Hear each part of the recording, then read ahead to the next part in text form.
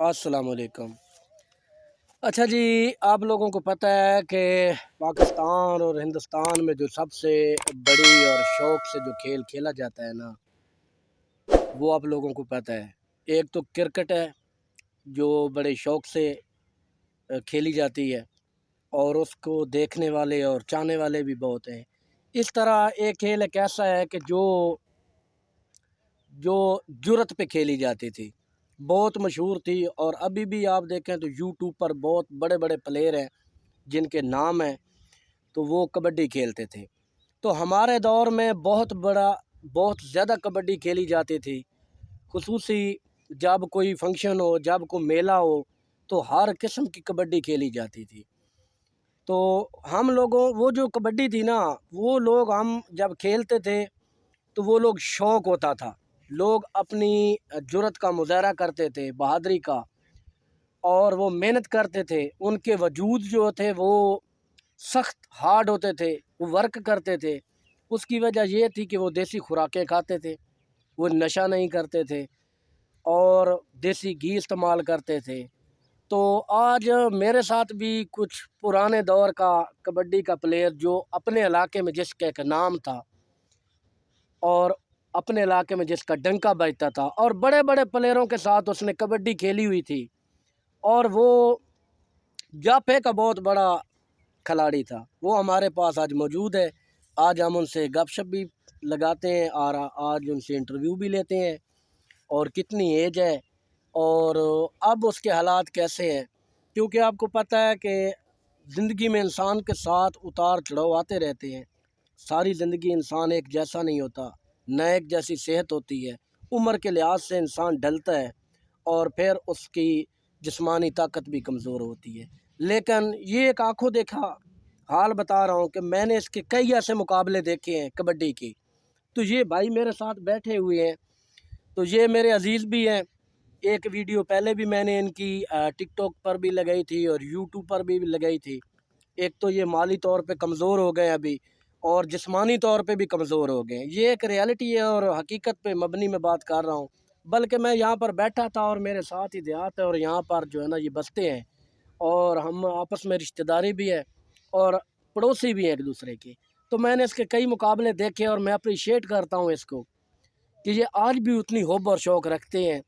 सिर्फ़ फ़र्क ये है कि इनकी अभी वो जिस्मानी ताकत वो नहीं रही और माली भी हिसाब से वो ये कमज़ोर हो गए हैं। तो इनका नाम है मकसूद, शायद बड़े-बड़े प्लेयर इनको जानते होंगे। तो आज ये इस हाल में मेरे साथ बैठे हुए हैं।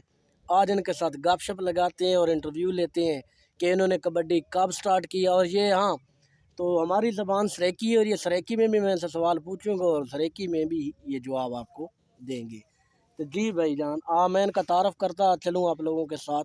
मकसूद इनका नाम है, मकसूद अहमद, और ये हमारे अज़ीज़ भी हैं। चलें गपशप लगाते हैं। जी, हाँ जी। जी, हाँ जी। मकसूद भरा सुना क्या हाल चाल है? खैर है, ठीक ठीक है? ठाक करो मिला था।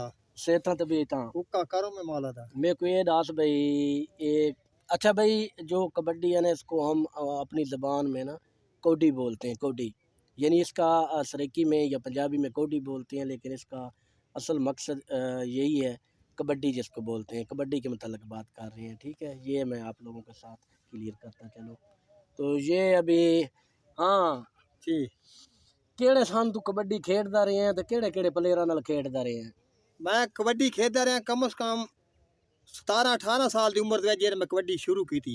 अच्छा। मेरे नाल उस टाइम साडे पिंड दा रियाज भट्टी और भट्टी साहब कौम मोची वो मेरे नाल मेरा उस्ताद है और मेरे को कबड्डी दी शौक ज़्यादा रखता है और मेरे को कबड्डी खिलांदा ही आई और बाहरले मैचों च मेरे को नाल खड़दा आई। अच्छा। उस तो इलावा वो जेड़ा मेरा नाल दा उस्ताद है, उस्ताद दा कोई गोडे की वजह तो विच मसला बन गया तो उस्ताद मेरा कबड्डी छड़ गया। उस तो बाद मैं जे टाइम कबड्डी शुरू की थी मैं कल्ले ही पा चक दे विच खेडदा रहा। कल्ले खेडण तो बाद मेरे नाल होर छोटे-छोटे मुंडे वो शौक रखण लग गए। उन्हां मुंडा को नाल शौक करदा मैं अपनी एक मुकम्मल टीम बना लई। अच्छा। मैं जिहने टीम बनाई है मेरा साडा मैच 36 किलियां दे विच पिया बेन जमीन नाल। बेंजामिन बेन जमीन बुड्ढे दे चक दा फैसलाबाद दे कोल है जेड़ा। ਉਹ ਬੈਨਜਾਮੀਨ ਜਿਹੜਾ ਅੱਜ ਕੱਲ ਮਸ਼ਹੂਰ ਹੈ, ਹਾਂ ਜਿਹੜਾ ਅੱਜ ਕੱਲ ਮਸ਼ਹੂਰ ਹੈ YouTube ਤੇ YouTube ਤੇ, ਉਸ ਯਾਰ ਬਹੁਤ ਉਹ ਸਾਹ ਕਰਦਾ ਜਿਹੜਾ ਸਾਹ ਜਾਂ ਕਰਦਾ ਪੀਲੀ ਸਾਹ ਹੈ। ਉਹ ਸਾਈ ਹੈ ਬੈਨਜਾਮੀਨ। ਅੱਛਾ 36 ਕਿੱਲਿਆਂ ਵਾਲੇ ਉੱਥੇ ਟੂਰਨਾਮੈਂਟ ਦੇ ਵਿੱਚ ਅਸਾਂ ਟੀਮ ਆਪਣੀ ਖੜੀ ਆਈ ਬੈਨਜਾਮੀਨ ਨੂੰ, ਉੱਥੇ ਮੈਂ 2 ਜੱਫੇ ਲੱਗਾ।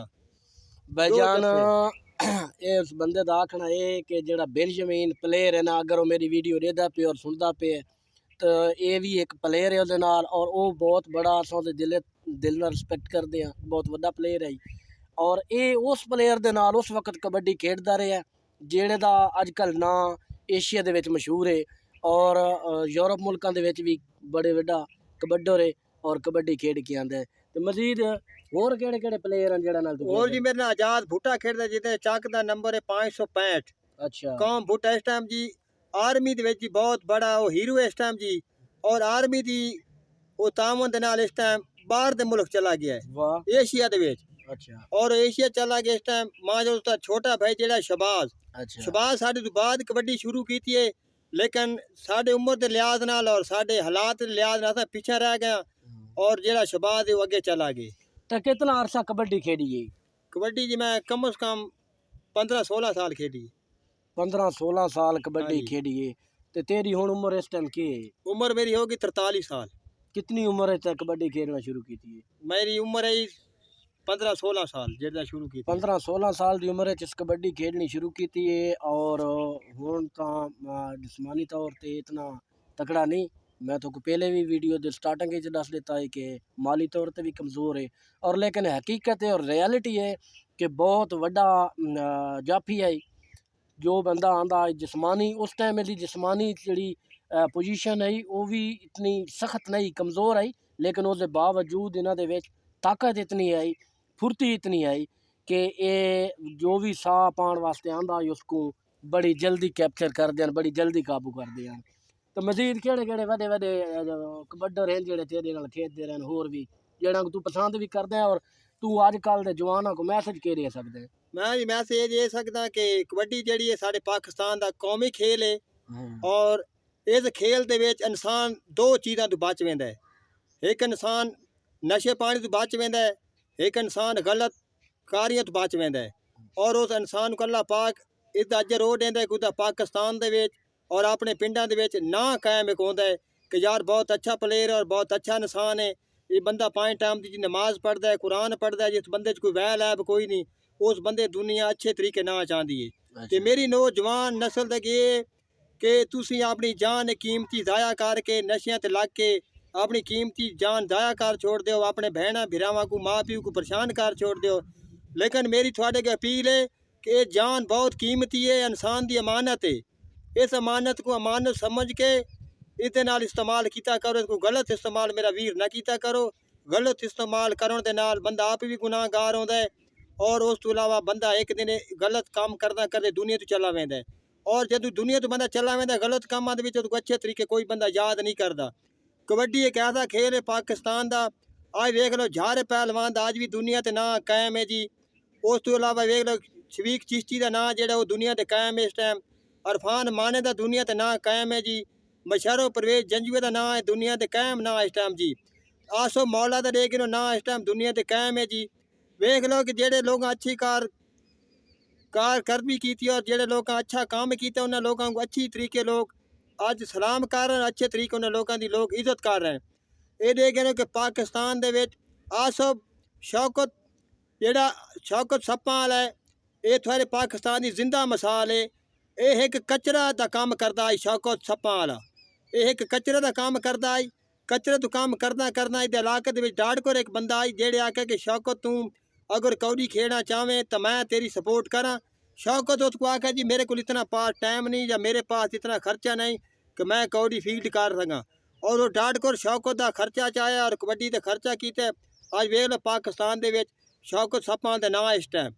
अच्छा ये जड़ा शौकत सप्पां वाला है उसदे नाल भी तू कौड़ी खेलदा रही है? नहीं जी शौकत सप्पां वाला साथ बाद कौड़ी शुरू की थी, यानी वो यानी कि उम्र दे लिहाज नाल थोड़े तू छोटे हाँ, सारे तू छोटे। बाद तू स्टार्ट कीते स्टार्ट की तुसां पहले पहले जी। हुण तू ये डाल भी वड्डे वड्डे जितने ही कबड्डी वाले प्लेयर हैं उन्हां को तू मैसेज अपनी तरफों के देने, उन्हां को के अप्रीशिएट करदे, उन्हां को अपने दिलों पैगाम केड़ा देना चाहना है? वीडियो को एंड करा। ਮੇਰਾ ਜੀ ਦਿਲ ਦਾ ਜਿਹੜਾ ਨਾ ਖਵਾਇਸ਼ ਜਿਹੜੀ ਹੈ ਸਾਡੇ ਇਲਾਕੇ ਦੇ ਵਿੱਚ ਰਾਣਾ ਨੀਮ ਜਿਹੜਾ ਬਹੁਤ ਮੁੰਡਿਆਂ ਕੋ ਅੱਛਾ ਖਿਡਾ ਰਿਹਾ ਇਸ ਟਾਈਮ ਦੇ ਵਿੱਚ 19 ਚੱਕ ਦੇ ਵਿੱਚ 19 ਚੱਕ ਰਾਣਾ ਟੀਮ ਜਿਹੜਾ ਨੀਮ ਹੈ ਜੀ ਉਸ ਕੋਲ ਮੁੰਡੇ ਕਬੱਡੀ ਦਾ ਸਿੱਖਣ ਜਾਣੇ ਔਰ ਸਾਡੇ ਇਲਾਕੇ ਦੇ ਵਿੱਚ ਰਾਣੇ ਨੀਮ ਦਾ ਇਸ ਟਾਈਮ ਜੀ ਨਾਂ ਹੈ ਤੇ ਰਾਣੇ ਨੀਮ ਕੋਲੋਂ ਕਾਫੀ ਜਿਹੜੇ ਲੋਕ ਮੇਰੇ ਨਾਲ ਖੇਡਣ ਨਾ ਇਸ ਟਾਈਮ ਉਹ ਰਾਣੇ ਨੀਮ ਕੋਲੋਂ ਖੇਡਣ ਖੁਦ ਜਾਣੇ ਔਰ ਮੁੰਡਿਆਂ को ਖਿਡਾਉਣ ਵਾਸਤੇ ਤੇ ਖੁਦ ਖੜਦੇ ਹਨ ਰਾਣਾ ਨੀਮ ਜਿਹੜਾ ਸਾਡੇ ਇਲਾਕੇ ਦਾ ਅੱਛਾ ਪਲੇਅਰ ਹੈ राणा नीम जी बहुत अच्छा बंदा जी मेरा भाई है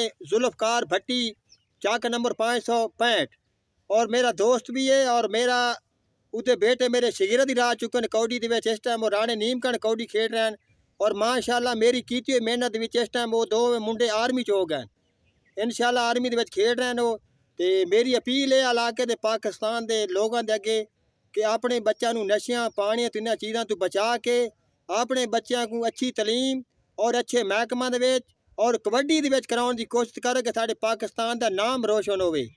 अच्छा जी, इन्हां दा तुसां इंटरव्यू सुन के तो वीडियो बड़ी लंबी थी गई है तो मैं जितनी भी ऑडियंस है जी मेरी इस चैनल को देखती है या आंदी है तो मेरी कोशिश होती कि वीडियो को पूरा देखो और बड़ी मज़ेदार वीडियो है। इन्हां दा जिहड़ा पैगाम मैसेज ये है ये बहुत वड्डे प्लेयर हैं अपने वक्त दे विच और जिहड़े अजकल दे मौजूदा कबड्डी दे बड़े नां हैं जिहड़े मशहूर नां हैं जिहड़े इंडिया दे विच भी खेडते रहन और बाकी अदर कंट्रियां च भी बन के खेडते रहन ये उन्हां नाल भी खेडे हैं तो इन्हां दा मेन मकसद गल करन दा ये है कि जितनी यंग नस्ल है ना साडी उनको प्रमोट किया वा ने गेमां वाले पासे खसूसन जिहड़ी साडी कबड्डी है ये साडे कौमी खेल है और इसको बड़े शौक नाल खेडा वेंदा साडे पासे इहदे विच इंसान दी फिटनेस भी रहिंदी है और जिस्मानी ताकत च इजाफा होंदा है और इस तरफ जिहड़ा ना जिहड़ी देखण वाले हो तुसां इस तरफ आओ और इस खेल को प्रमोट करो। तो आज तक करते हैं एंड इंशाल्लाह इस वीडियो दा मिलते हैं नेक्स्ट वीडियो दे विच तब तक सब दे सो इजाज़त अल्लाह हाफिज़।